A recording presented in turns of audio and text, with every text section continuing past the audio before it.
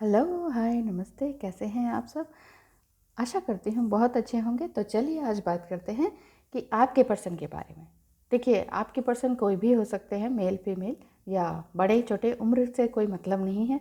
बाकी बात यहाँ पर ये है कि ये जनरल रीडिंग है, पर्सनल रीडिंग नहीं है, इसीलिए एज ए पर्सनल रीडिंग ना लिया जाए इस रीडिंग को, तो ज़्यादा बेटर होगा। और अगर नेगेटिव रीडिंग आती है तो दिल पे ना लें, क्योंकि ये जनरल रीडिंग है। पर्सनल रीडिंग करवानी है तो आप मुझसे कांटेक्ट कर सकते हैं। डिस्क्रिप्शन बॉक्स में नंबर दिया हुआ है मेरा, और उसमें आप कांटेक्ट करके मुझसे रीडिंग ले सकते हैं।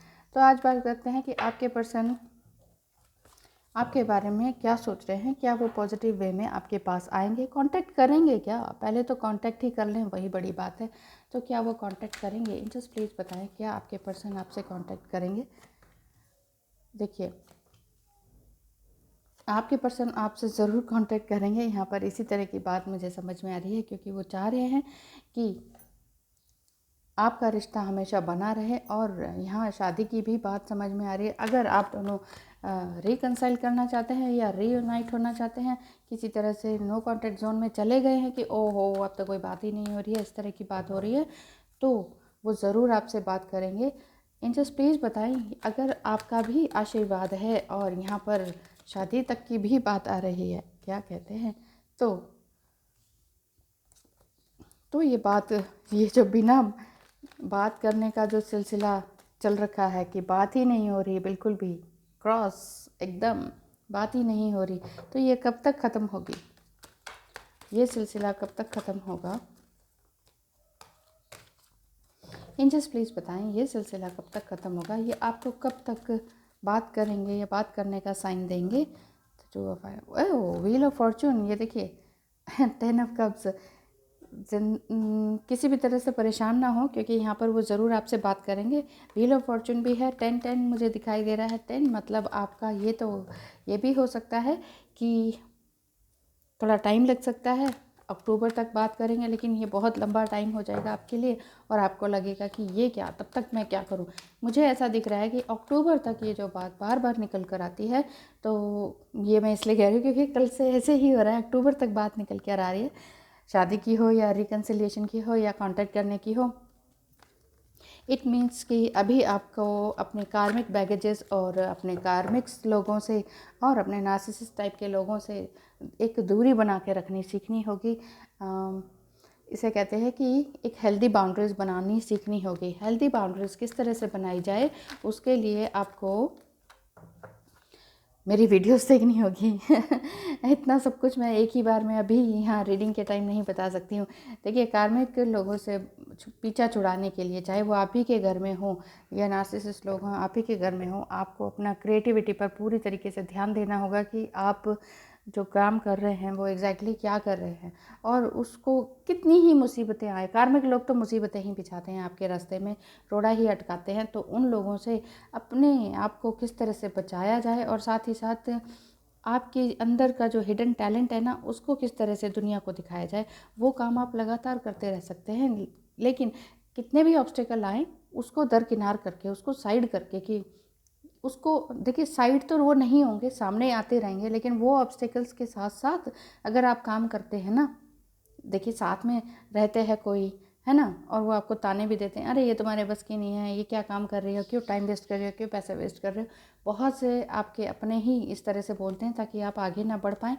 और दूसरा कारण ये भी होता है, अगर अपने होते हैं वो और बड़े होते हैं, तो हम ये नहीं कह सकते कि अरे क्या हमारे माँ बाप भी यही चाहेंगे कि हम आगे ना बढ़ पाएँ। नहीं, एक्चुअली उनको उतनी समझ नहीं हो पाती है। जनरेशन गैप हो जाता है ना, तो उतनी समझ नहीं हो पाती है कि ये काम भी कोई चल सकता है कि नहीं, ये कोई काम, इस काम से क्या पैसे कमाए जा सकते हैं कि नहीं, ये क्या किसी का सोल पर्पस हो सकता है कि नहीं, ये हम बड़े को हमारे बड़ों को नहीं समझ में आती है। इसलिए आप उनसे एक हेल्दी बाउंड्रीज बना सकते हैं, एक हार्श वे में बात ना करके कि हाँ ठीक है, वो तो टाइम बताएगा, कह के अपना काम करते रहिए, काम करते रहिए। बिल्कुल अपने जो डीप डिज़ायर है, आपके लोगों की मदद करना है या पशु पक्षियों के लिए कुछ काम करना है, वो सारे काम करते रहिए। देखिए, स्पिरिचुअल होना भी बहुत ज़रूरी है इन 10th मंथ तक, यानी कि अक्टूबर तक आपको यही हेल्दी बाउंड्रीज बना के रखिए, और साथ ही साथ अपने ऊपर काम कीजिए। ये मत सोचिए कि मेरे पास कुछ नहीं है, सब कुछ है आपके पास, बस यही देखना है कि आपके पास क्या चीज़ नहीं है, वो है टाइम। अपने लिए टाइम निकालना, पता है?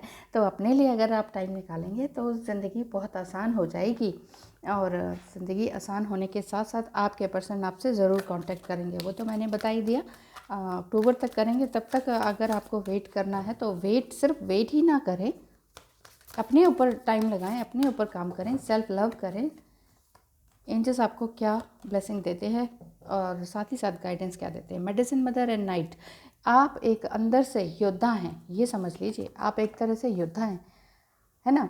अपनी ज़िंदगी के लिए लड़ने के लिए आप तैयार हैं। तो मेडिसिन मदर क्या कहती है? Honour your inner knowing. जितना भी आप अंदर से जानते हैं ना, दुनिया नहीं जानती, आपके आस पड़ोस के नहीं जानते, आपके अपने घर वाले नहीं जानते, तो उसको कुछ ना कुछ अलग फॉर्म में करना सीखें, दूसरों को दिखाना सीखें, लिख कर, गा कर, बोल कर, रिकॉर्ड करके, कुछ भी तरीके से आप अपने अंदर की जागृति को दूसरों को दिखाएं। क्योंकि आप सिर्फ आप अकेले ही नहीं हैं। आप कहेंगे कि मुझसे भी ज़्यादा, कहीं ज़्यादा हैं जानने वाले, हाँ हैं, लेकिन फिर भी आपको जितना पता है बहुत से लोगों को उतना भी नहीं पता है। तो कम से कम अपनी नॉलेज अपने आसपास के जिनको आपसे भी कम पता है, वो कम से कम आपके पास तो आएँ, आपसे बात तो करें।